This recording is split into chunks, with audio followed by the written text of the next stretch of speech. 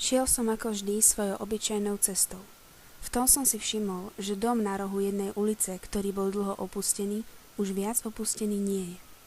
Na prízemí vo výkladoch sa leskla zvláštna fólia, cez ktorú presvítalo príjemné oranžové svetlo. Pristúpil som bližšie a omráčila ma omamná vôňa čokolády. Ach, čokoládu som nejedol ani nepamätám. Zrazu sa otvorili dvere a von sa vyvalil pás svetla a ešte silnejšia vôňa. A vo dverách stála žena. Vlastne nie, bolo to len dievča. Nemohla byť staršia odo mňa.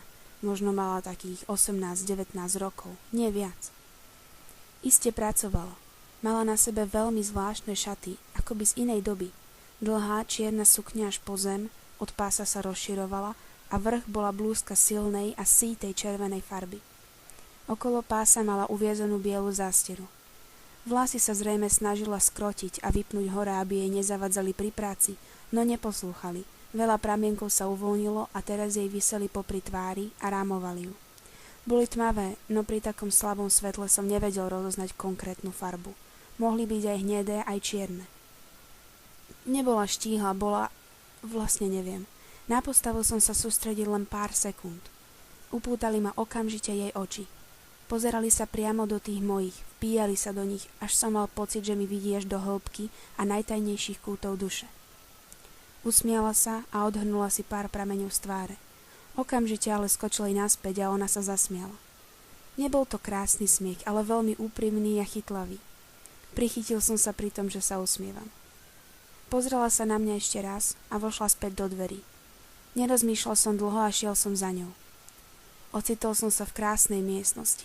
Mala tmavo-červený strop, oranžové steny a podlahu utvorenú z mozaiky, kde sa miešali kamienky všetkých farieb dúhy. Bolo to bláznivé, ale tak milo bláznivé, až sa to k sebe hodilo. Kedysi to tu bol bar. Barový pult so starými stoličkami stál presne na tom mieste. Ona ho ale zrejme natrela. Bol krásnej, sítej hnedej farby a stoličky boli tmavo-modré so zlatými ornamentmi. V rohu boli bordové kreslá, ktoré len lákali na to, aby si na ne človek sadol. Vyhúpla sa na pult, hompálala nohami vo vzduchu ako malé dievčatko, usmievala sa s rozkošnou jamkou v pravom líci a pozerala na mňa. Ja som ešte stále stal vo dverách, trochu nesmelo, ako by som vstupoval do inej krajiny, iného sveta. Robíš dobre, keď váhaš. Každý krok je v živote dôležitý, každý si treba dobre premyslieť, povedala a stále sa usmievala. Vstúpil som dnu a poriadne sa ešte raz poobzeral, i keď som už vedel, čo všetko tam je. Chcel som len oddialiť chvíľu, kedy budem musieť prehovoriť. No počase asi moja pozornosť venovaná zlatým ornamentom na stoličkách bola trochu nápadná, a tak som pristúpil k nej. Kto si? Otázka je skôr, kto si ty? Stojíš u mňa na dláške. Som nikto, náhodný okolidúci.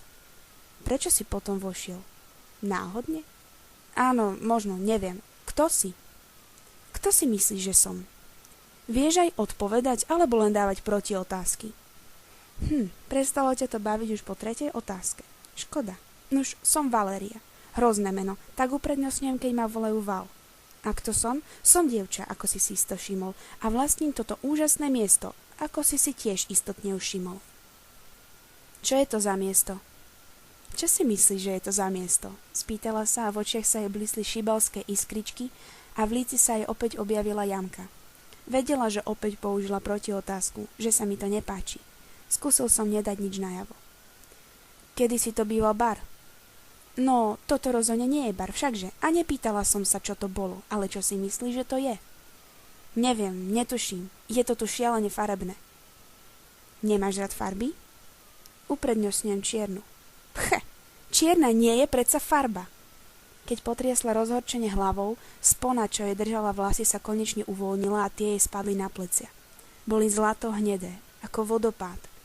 Sponka s jemným cinknutím dopadla na zem. Ani jeden z nás sa neunúval zohnúť sa po ňu. Stál som tam ako solný stĺp a vyvaloval oči na to čudné dievča. Ona zase mračila čelo pri pohľade na mňa. Na moje čierne nohavice, čierne tenisky a čiernu bundu. A čierne vlasy. No potom sa mi zahladila do očí. Môj žalúdok spravil veľmi zvláštne salto a vráska jej zmizla a znovu sa objavila jamka na líci. Asi sa potešila, že moje oči nie sú tiež rovnako čierne ako moje oblečenie či moja myseľ. Za to tie jej boli takmer čierne. Boli tak tmavo hnedé, až vyzerali ako hustý čokoládový puding. V tom zoskočila z pultu, zdvihla sponu a rýchlo si s ňou vypla vlasy naspäť. Dala si ruky v bok a pozrela sa na mňa.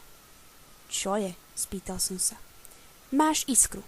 Síce zahalenú tieňom, ale to nevadí. Máš ju. Netušil som, o čom hovorí, ale nechcel som, aby prestala. Zvuk jej hlasu bol príjemný.